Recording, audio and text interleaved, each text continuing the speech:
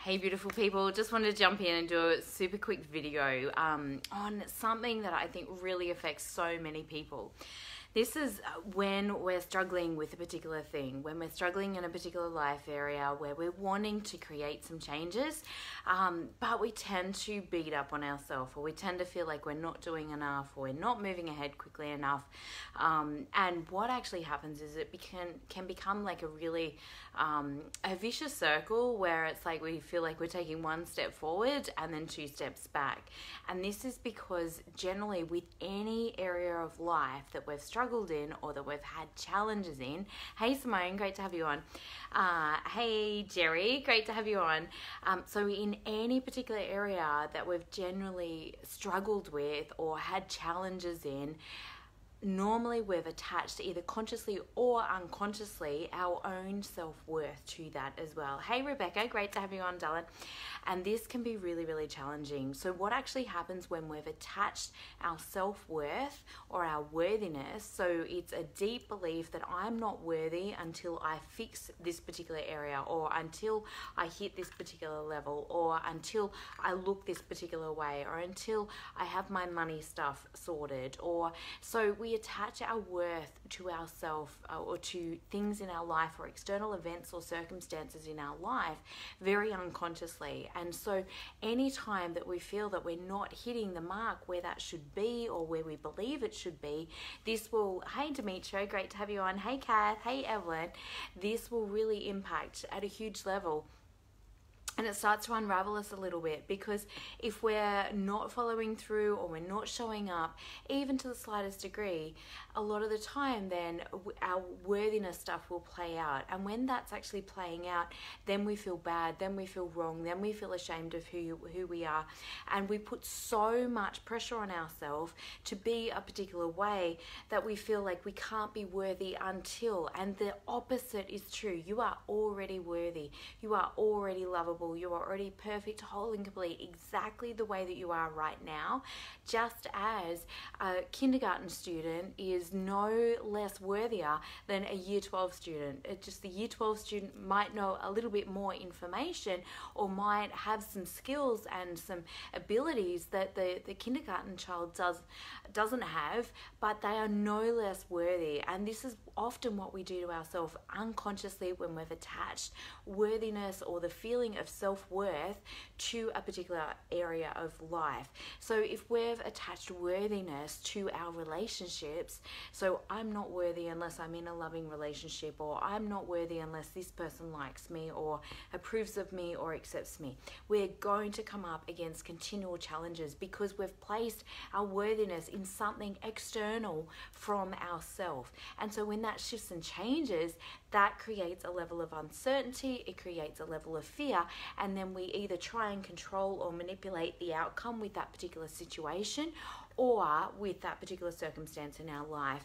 Hey Brad, great to have you on. Hey Melissa, hey Kerry, hey Marilyn, great to have you on. Hey Megan. So this is one of the greatest challenges I think that we can have as humans, is when we've unconsciously or consciously attached our worthiness to that particular life area. And a lot of people have stuff around money. So if I haven't got a particular net worth, or if I haven't got the money that I believe that I should, and we all kind of have a little bit of a blueprint in our mind about at what age and what level we should be at, and quite often that can go into comparing ourselves with others. And then again, of course, if we feel like we're not hitting that particular level, then we feel bad about ourselves, then we feel ashamed about ourselves, and then that actually blocks our progress.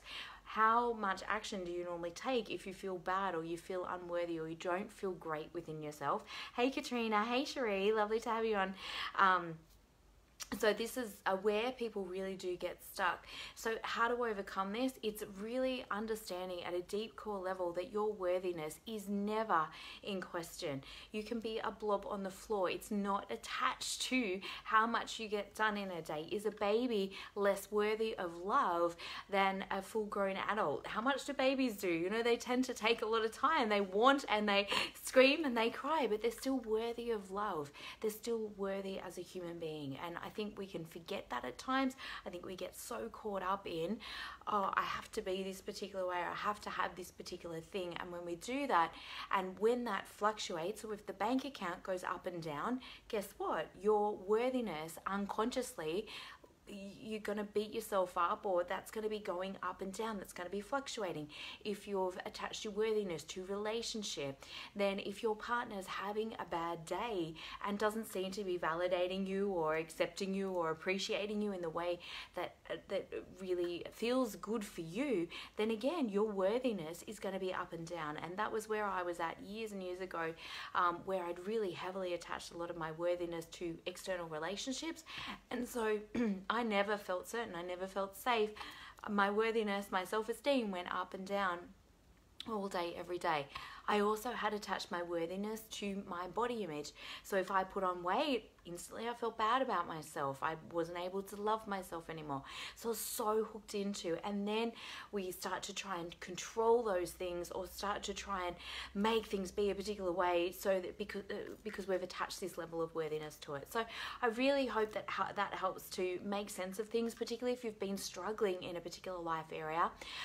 One of the ways that I release my feelings of worthiness, or if I've attached something, is just by stating my worth is based upon how thin or pretty I feel, or on how much money I have, and of course we all know consciously that that's not necessarily true, but a lot of the subconscious programs can be running us underneath. And so if you feel agitated, if stuff's kind of going wrong in that, or you feel less than worthy, then I can promise you that's been subconsciously attached.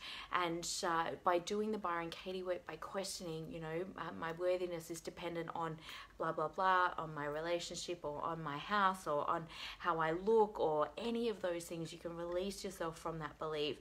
I run an amazing program, my Authentic Happiness program, which talks a lot about releasing a lot of these deep seated hidden beliefs, and I will be running another retreat later on this year. So if that interests you, also reach out to me. Hey Erin, great to have you on. Hey PJ, hey Janine, hey Kelly, lovely to see you all on here. So if you guys have just jumped in, jump back to the start, and I really explain why we sometimes really struggle in a particular life area, and it's generally because we've attached our worthiness to that. If this has been valuable for you, please like, love, and share with somebody that you think that this could really help, or maybe just share on your page. And again, going to the Byron Katie stuff, so www.thework.com. I'm a huge advocate of a work. It's changed my life by using that particular tool just to set myself free from any limiting beliefs, including beliefs around our own worthiness. Your worthiness is never in question, and if you've subconsciously attached that to a particular thing, I can promise you that will be the area of life where you struggle the most in, because if it dips, then feelings of worthiness will also become unstable for you. Your worthiness is never in question. Big love, sending out so much love to all of you, and so much gratitude to all of you that have tuned in as well. Have an amazing night. Bye.